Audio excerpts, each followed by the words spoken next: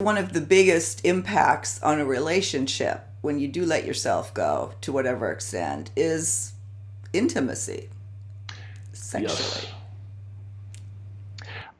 very much so. And I'm trying to figure out how to even dive into this particular subject. Did you push record?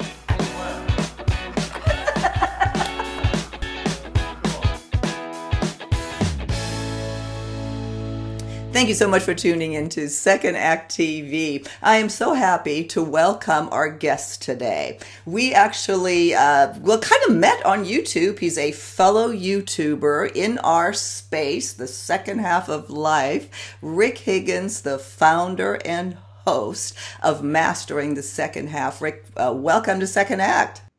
Thank you. Pleasure to be here. Well, as I said, we kind of watched each other's channels, being in the same space, and what you do with your channel is very similar, to what I have tried to do from a female perspective. You just recently launched and have already just a great inventory of topics that I just think they're so pertinent and great that I really wanted to bring you on Second Act and have us have a conversation about it. So if that sounds good to you, I want to jump right into a topic that I watched that you did that is so pertinent right now when it comes to especially love and relationships and dating, which is of course huge for Second Act, and that is, have you let yourself go in your relationship? What brought that up, Rick? Well, looking in the mirror mostly. I think for a lot of us, we've spent the past year in lockdown, and maybe this happened beforehand as well. But once you're dating and everything's exciting and you're looking the absolute best that you can look and to be the best you can be, and then you get married or you get into a long-term relationship and things start to slide, whether it's physical or just getting comfortable. You don't put in the effort that you used to. And I know I'm guilty of it. I've been in a relationship now for 6 years, and I'm not the same guy I was 6 years ago. So I did a little research and tried to figure out why I do this. Well, you brought up a good thing. One, the research that you put into it, which is what I love. You research what people are thinking about out there, and then really take that into, we explore that, and I love that. And because women, no women, men and women, because we think about this, it I clued into it right away because that is me. This, especially with COVID, sitting around. And I thought about that, when Paul and I were sitting around and he wasn't feeling well, a little bit of a head cold, and I'm like, boy, we wouldn't have done this 8 years ago. No, So, and I think we also, and I know my girlfriend does, periodically we'll say, I'm not feeling sexy, or I'm not, I'm sorry, I'm letting myself go. And the response is always, oh, but you're always sexy to me. But at the same time, you're not. You have let yourself slip. And I think we give each other a little bit of leeway. But at the same time, why aren't we bringing our best game always? And I was really curious, and it touched home a lot of the things that I found. I realized what I was doing and what I was not. I guess there is something to be said about being comfortable in a relationship. That's why relationships we all aspire to that. We don't want to be, maybe perhaps, bring up our A game and wake up with our makeup on like in the 50s every day. And I don't think that either one of us is saying that that's what we should aspire to. But I think it is, and you said that in your video, there is, what is it indicative of to the degree to what we let ourselves go? That's true. I mean, there's a fine line between comfort and slobbiness, I guess. We'll put it in guy terms. Some of it could be maybe you've lost a little self-respect or self-love for yourself. I mean, can you give somebody something that you don't love and respect yourself? Are there some underlying issues in the relationship that are manifesting itself? I mean, there's a lot of things that could go into it. It could just be that you forget that, you're so comfortable and you're so used to every day being the same. You just kind of, you forget that you are a gift. You are giving the gift of yourself. And sometimes you got to polish that gift up. You can't just let the silver sit on the shelf forever. It's going to tarnish. And I think that was my biggest thing was that I forgot. I just got so comfortable and so used to the day to day that, I realized I have something to offer my girlfriend and I'm letting it slide. And I don't know, maybe it is indicative of some other issues inside, but it was something that once I noticed it, I realized I really got to stop doing it. Yeah. I think it is, to what degree, I think how we present ourselves, even just to ourselves, has a big effect on how we carry ourselves through the day. Like, yesterday I didn't have to do this. This morning I got up and showered and did my hair, and it just started my whole day off differently than when, and you and I, of course, we have home studios and that, kind of laughing about that, but we don't have, we don't necessarily have to do anything in the morning, roll out of bed in our pajamas, come down and edit everything that we shot, like I'll do after this. But the way you present yourself does, not only does it affect, I guess what I'm saying is, and you brought this up too, is that do it for you first, and not necessarily even for the other person, but then that good feeling that you get will then be projected. Oh, absolutely. And I know this besides the YouTube. I'm a remote worker during the day on my real job. And I've been doing that for 13 years now. And you're right, it can be a real, I took a shower 3 days ago. I'm still wearing the same pajamas that I wore 4 nights ago. It's really easy to fall into that habit when you're a remote worker. And, with COVID, I think we're all kind of falling into that habit a little bit. But you're absolutely right. It all starts with your self-image, with who you want to be.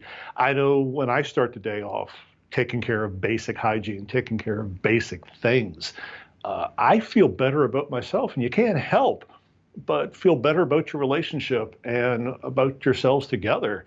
It's got to start somewhere, and it's got to start with yourself. Yeah. And of course, one of the biggest impacts on a relationship when you do let yourself go to whatever extent is intimacy sexually.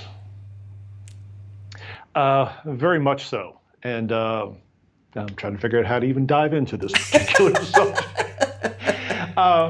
But yeah, I know that if you want to be intimate and you are intimate and you look down and you don't feel sexy, you're not going to be sexy. It's not going to be as wonderful, as personal, as close as it could be, because in the back of your mind, you're looking down at those extra 10, 15, some of us more pounds. And that is very much a large part of it. There's comfortable and there's letting yourself go, and now you're affecting your relationship. And that turns into a cycle. Now you get yourself a little go more because, everything's are piling up. So for me, it was sort of a wake up. And I think for a lot of people, this could be a real wake up. It's, start with yourself. What's important, the relationship, the love, the intimacy. You really want to bring your best. You want to be your best because your relationship deserves to be the best. Yeah. So I think what you're saying, and I agree, is when we take an inventory, if you're in a relationship, you feel like you're in a rut, it's not, the romance is gone, what can you do to change yourself, to change that course? Or if you're early on in the relationship, just maybe be aware of that. Let's not go down that road. I know one of the segments that you did, and I actually want to do a whole other segment with you on this, is that you have, ladies, ask me anything, ask me questions. And here's a question that relates to this segment. And I had this in my first marriage and I just never understood it. Why do men, go to the bathroom with the door open, or even are comfortable after a while in passing gas? I tell you what. Now you're into my territory. That was the biggest. It never got me back to wanting to be intimate. It killed my intimacy with my ex. Oh, well, now you're scaring me. I can't address the bathroom because I'm one of those people that I shut and lock the door. But the other one you mentioned, now you got me worried about what I'm bringing to the table, I honestly don't know. I don't. That is a guy thing. Well, there's a difference. There's a difference between it accidentally. You know, it all happens accidentally. There's other thing when you're on purpose, when you're lifting your cheek, and it's like Yeah, you become the gas giant, and you're yeah. it's ah, disgusting. well, thank you. I need to write that down. I'm going to change that one immediately. Uh, wow, no, I've never really thought of that. It's just kind of something I horrendously do, and I'm going to stop. Oh my God! So I'm we had sure an Nikki will be sending you a intervention. thank you note any day now. So we have an intervention. Oh, that's too funny. That's too funny. No, there is. And that's why I like the title of your video. You know, are you too comfortable in your relationship? Hmm. And comfort is a great thing. I mean, that is what again, as I said earlier, what we aspire to in a relationship. But where does it go south? That's true. It is a very fine line. And I think once you step over it, it's really easy to keep stepping over it and get farther away from it. Well, Rick, we will link to to your YouTube channel out to the specific video that we're referencing. You know, are you too comfortable in your relationship? Is there anything that you want to add on this topic for our viewers to think about?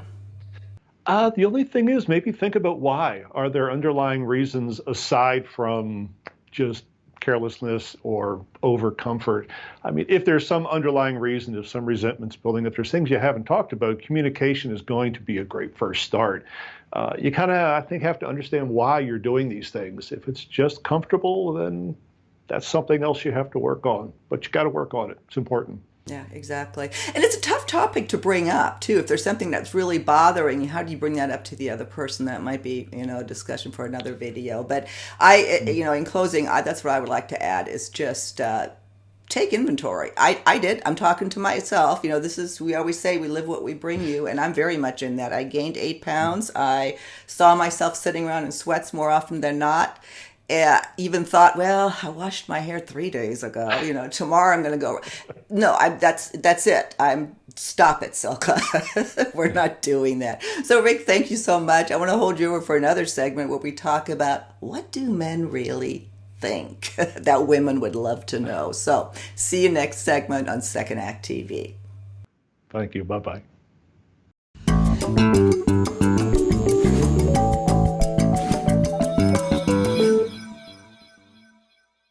If you haven't done so already, please be sure to subscribe to our channel. The button is right over here. Just click on through to YouTube. When you see that little bell right next to the subscribe button, hit that too and we'll notify you every time we launch a new video. See you next time.